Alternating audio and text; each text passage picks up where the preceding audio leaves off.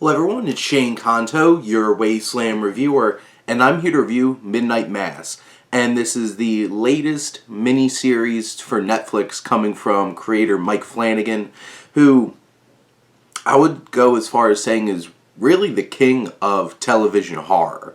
Because there's very few horror series, I feel like, that really make a huge impact on television. Like, obviously, horror is a big genre in film, but Mike Flanagan, with Haunting a Hill House, Haunting of Blythe Manor, and now Midnight Mass, has created such an impactful series of haunting and unnerving stories that draw upon a lot of classic elements of horror.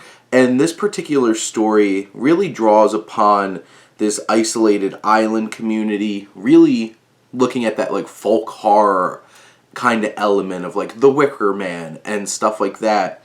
And did this necessarily need to be told in this setting? Not necessarily, but what Mike Flanagan's able to do in terms of maximizing his setting and creating this very specific space and utilizing it to the maximum in terms of how he tells a story and creates emotional impact. Like, I can't imagine this series not being set in this way, and that's a testament to how Mike Flanagan's able to flesh out this setting, this story, and there's so many layers of themes from, really when it comes down to it, is faith and hope and grief and loss, and how we all process these things and how we turn to very specific kinds of instances, like this miraculous, charismatic young priest, and these miraculous and ominous things start to begin to happen in this town, and we believe, and they believe. And Hamish Linklater is fantastic as this priest, and the rest of this cast is really impressive as well, with some alum from other Mike Flanagan projects like Kate Siegel, who, if I'm not mistaken, is his wife actually.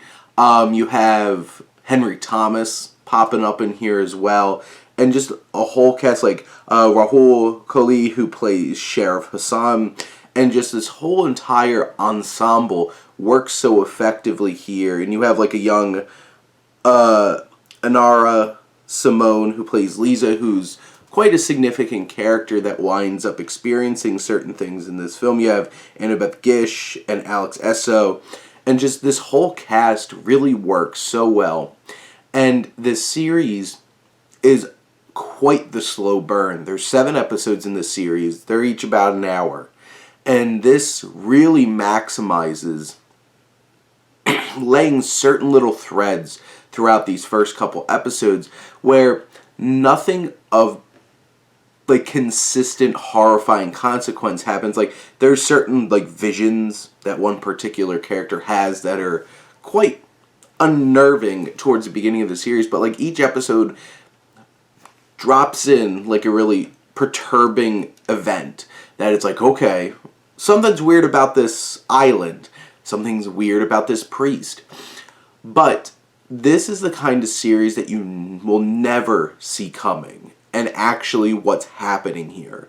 And in the 6th episode of this series is when stuff hits the fan. And there's revelations here, there's reveals and twists that really take some deep-seated horror elements that have been done over and over and over again and completely turn them upside down and inside out and offer up something unique and impactful.